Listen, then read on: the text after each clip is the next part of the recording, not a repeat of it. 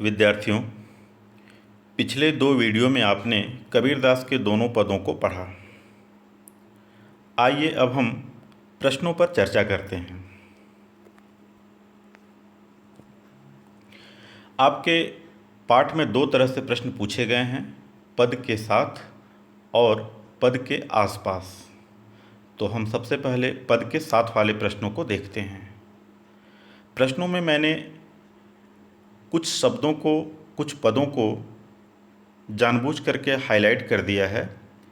इन्हें आप ध्यान देंगे और सोचेंगे कि प्रश्नों के निर्माण में इन पदों का क्या महत्व है। आइए हम प्रश्न देखते हैं। पहला प्रश्न है, कबीर की दृष्टि में ईश्वर एक है, इसके समर्थन में उन्होंने क्या तर्क दिए हैं? तो इसका उत्तर होगा, कबीर की दृष्टि में ईश्वर एक है, इसके समर्थन में कबीर ने तर्क दिया है कि जिस प्रकार एक ही पवन या वायु, एक ही पानी या जल, एक ही ज्योति या प्रकाश हम सभी जीवों के अंदर समाया हुआ है, तथा जिस प्रकार कुम्हार एक ही मिट्टी को सानकर विभिन्न प्रकार के बर्तन बनाता है, ठीक वैसे ही परमात्मा ने भी हम सभी को एक बनाया है और वह एक है। हम सभी जीव भी एक हैं, क्योंकि हम सभी के अंदर परमात्मा आत्मा के रूप में स्थित है। तो ईश्वर भी एक है और उसके बनाए सभी जीव भी एक हैं, उनमें कोई भेद नहीं है। मानव शरीर का निर्माण किन पंच तत्वों से हुआ है? यह दूसरा प्रश्न है। इसका उत्तर है, मानव शरीर का निर्माण मिट्टी, जल, वायु, अग्नि और आकाश, इन 5 तत्वों से हुआ है। तीसरा प्रश्न, जैसे बाढ़ी काष्ठही काटै अग्नि न काटै कोई, सब घटी अंतर तू ही व्यापक धरै स्वरूपै सोई। इसके आधार पर बताइए कि कबीर की दृष्टि में ईश्वर का क्या स्वरूप है। इन पंक्तियों के आधार पर कबीर की दृष्टि में ईश्वर का स्वरूप अमर और सर्वव्यापक है। पहली पंक्ति ईश्वर की अमरता की बात करती है और दूसरी पंक्ति ईश्वर की सर्वव्यापकता की बात करती है। पहली पंक्ति कहती है कि जिस प्रकार बढ़ई लकड़ी को काट सकता है, उसमें निहित अग्नि को नहीं काट सकता, उसी प्रकार हमारा शरीर मरता है, इसमें स्थित, इस शरीर में स्थित आत्मा का कुछ नहीं बिगड़ता, वह कभी नहीं मरती। क्यों? क्योंकि वह परमात्मा का अंश है। परमात्मा ही जीवात्मा के रूप में हमारे अंदर स्थित है, तो वह अमर है। सब घटी अंतर तू ही व्यापक धरै स्वरूपै सोई। सारे शरीरों के अंदर वह परमात्मा ही उस शरीर के जीव का रूप धारण करके स्थित है। तो इस समस्त चराचर में परमात्मा व्यापक है। चौथा प्रश्न, कबीर ने अपने को दीवाना क्यों कहा है? दीवाना कहते हैं उसे जो किसी भी कार्य में पूरी तरह से तन्मय हो। उसे संसार की दूर छोड़िए, लोगों की दूर छोड़िए, खुद अपनी सुध बुध न रहे, इतना तल्लीन हो जाना ही दीवानापन है। कबीर परमात्मा के प्रेम में दीवाने हैं। वह परमात्मा से इतना प्रेम करते हैं, इतना प्रेम करते हैं कि उन्हें न संसार की चिंता है, न लोगों की चिंता है, न इस दुनियादारी की चिंता है। कबीर ने अन्यत्र लिखा भी है, चिंता तो हरि नाव की और न चिंता दास, जे कोई चितवे राम बिन सोई काल की फांस। तो कबीर परमात्मा के प्रेम में दीवाने हैं, परमात्मा से प्रेम करते हैं, इसीलिए कबीर ने अपने को दीवाना कहा है। कबीर ने ऐसा क्यों कहा कि संसार बौरा गया है? संसार बौरा गया है, कबीर ने ऐसा इसलिए कहा क्योंकि वह झूठी बातों पर विश्वास करता है, आपस में लड़ता है, भेद करता है,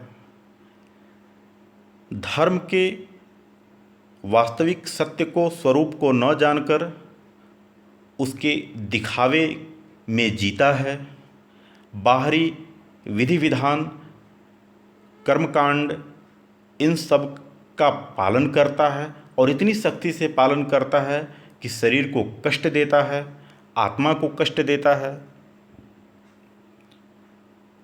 धर्म के नाम पर या धर्म के बाहरी दिखावे के नाम पर लड़ता है, आपस में लड़ लड़ करके मरता है।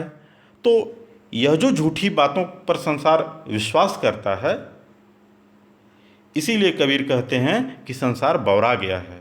वह सत्य नहीं जानता, झूठी बातों पर विश्वास करता है। सत्य क्या है?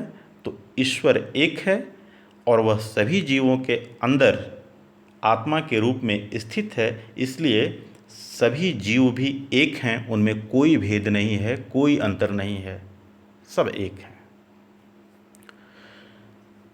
अगला प्रश्न देखिए, कबीर ने नियम और धर्म का पालन करने वाले लोगों की किन कमियों की ओर संकेत किया है? जो भी व्यक्ति नियम और धर्म के दिखावे वाले रूप की ओर, बाहरी विधि विधानों वाले रूप की ओर आकर्षित होकर बहुत सख्ती के साथ पालन करते हैं, तो क्या करते हैं? शरीर को कष्ट देते हैं। जैसे ठंड के समय में प्रातःकाल उठकर स्नान करना, आपस में लड़ाई झगड़ा करना, टोपी पहनना, माला पहनना, माला फेरना, साखी और शब्द गाते हुए फिरना, घूम घूम कर लोगों को मंत्र देना। तो ये सब जो चीज़ें हैं, ये उनकी कमियां हैं। नियम और धर्म का पालन करने वाले लोगों की यही कमियां हैं जिनकी ओर कबीर ने संकेत किया है।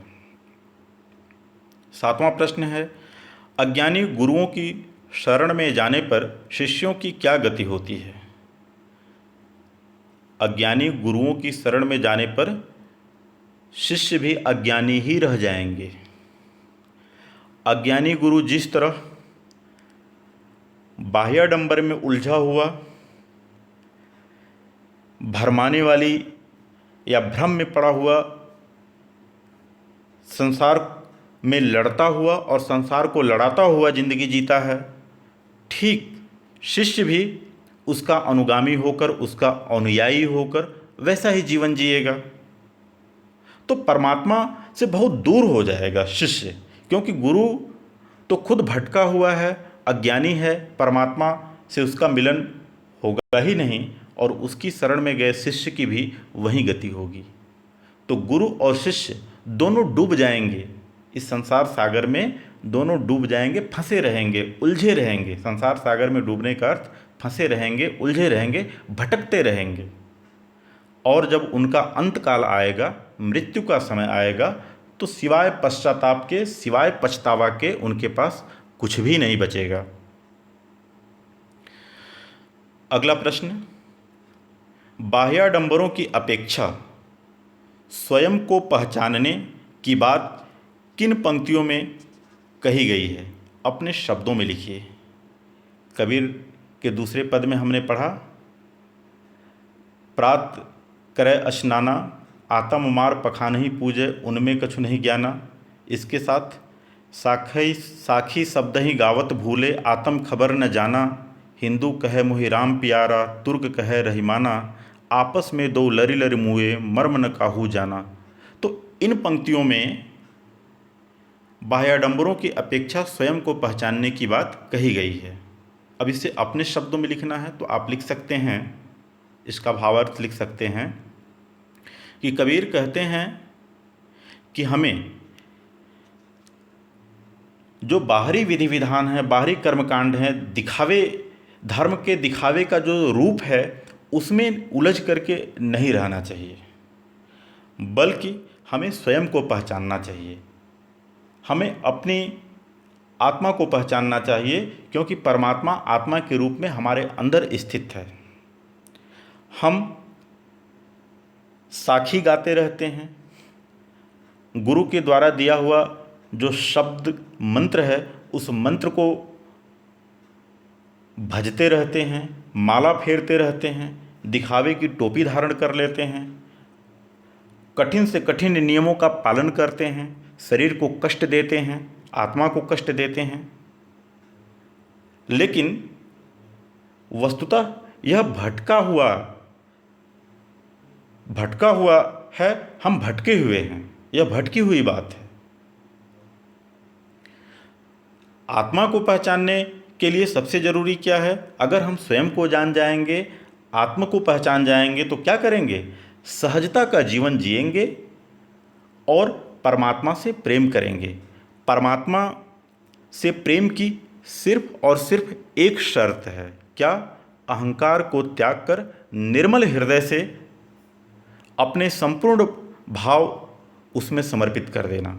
निर्मल हृदय से अपने संपूर्ण भावों के साथ जब हम परमात्मा से प्रेम करते हैं, तो परमात्मा स्वतः मिल जाता है। उसके लिए किसी भी बाहरी विधि विधान और कर्मकांड की, दिखावे की, आडंबर की जरूरत नहीं है।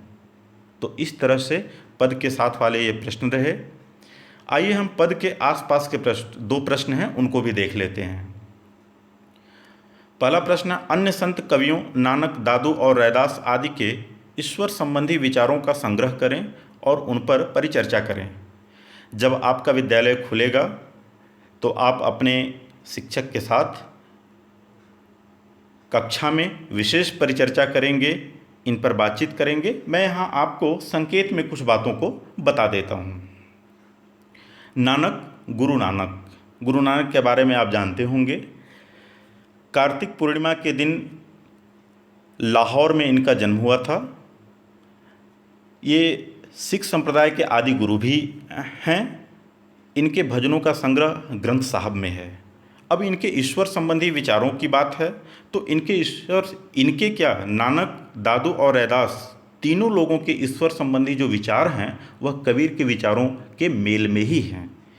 ये सभी संत कवि थे और सभी ने जीवात्मा और परमात्मा के एकता की बात की है, परमात्मा और जीवात्मा के आत्मलयता की बात की है। तो नानक का ईश्वर संबंधी विचार देख लेते हैं हम। नानक की 2 पंक्तियां हैं। गुरु कृपा जहि नरपै किन्हीं, तिन्हिय जुगति पिछानी, नानक लीन भयो गोविंदसो, ज्यों पानी संग पानी। जैसे पानी में पानी लीन हो जाता है, वैसे ही नानक परमात्मा में लीन है। इसका तात्पर्य क्या है? पानी में पानी मिला देने से कोई अंतर रह जाता है? नहीं। इसी तरह जीवात्मा और परमात्मा में कोई अंतर नहीं है।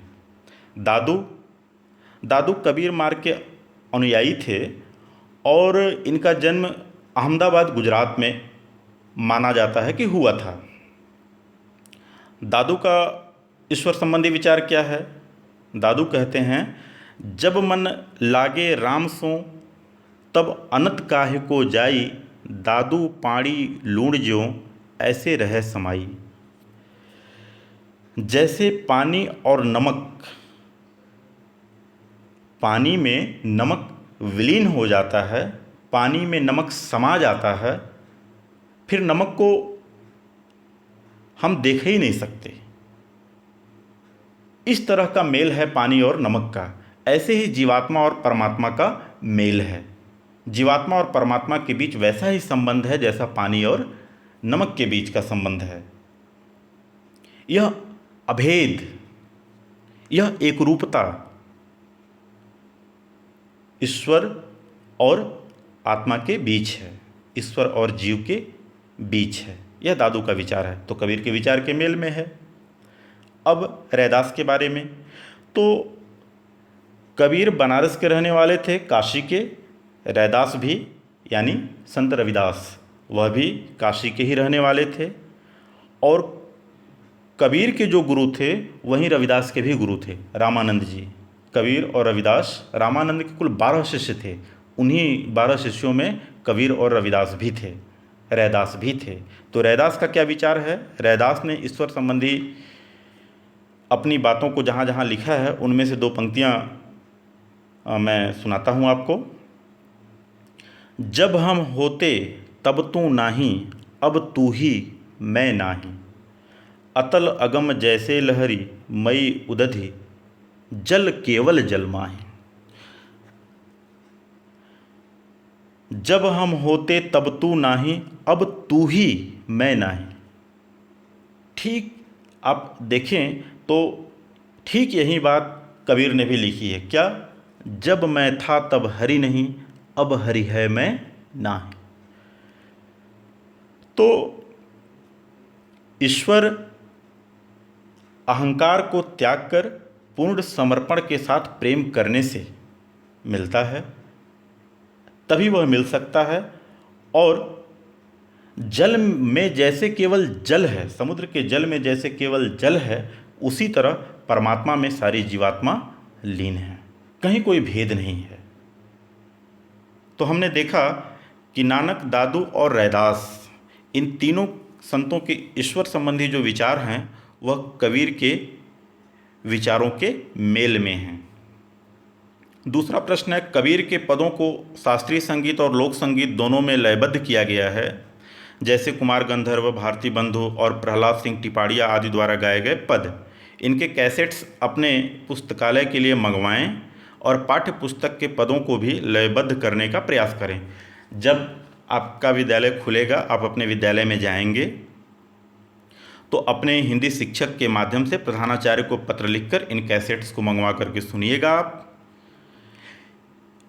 इन गाए गए पदों को सुन करके पाठ्य पुस्तक के पदों को भी आप कक्षा में अकेले भी और सामूहिक गायन भी कर सकते हैं शिक्षक के निर्देशन में।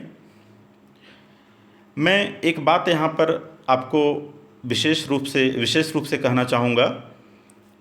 आपके हाथ में जब किताब होगी तो किताब में आप देखेंगे कि जहाँ दोनों पद दिए हुए हैं वहाँ पर QR स्कैनर दिया हुआ है, QR कोड दिया हुआ है।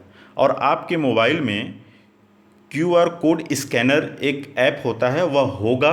अगर नहीं होगा तो जैसे व्हाट्सएप आदि ऐप गूगल प्ले से इंस्टॉल करते हैं, उसी तरह QR कोड स्कैनर को इंस्टॉल कर लेंगे और पाठ में पदों के वाले पेज पर जो QR कोड दिया हुआ है उस कोड को स्कैन करेंगे तो उसमें 3 वीडियो मिलेंगे। उन तीनों वीडियो को आप ज़रूर देखिएगा। उसमें बहुत अच्छे से कबीर के पदों को गाया गया है और उन कबीर के जीवन और व्यक्तित्व के विषय में बढ़िया सामग्री संकलित है। उसे ज़रूर आप देखिएगा, सुनिएगा। धन्यवाद।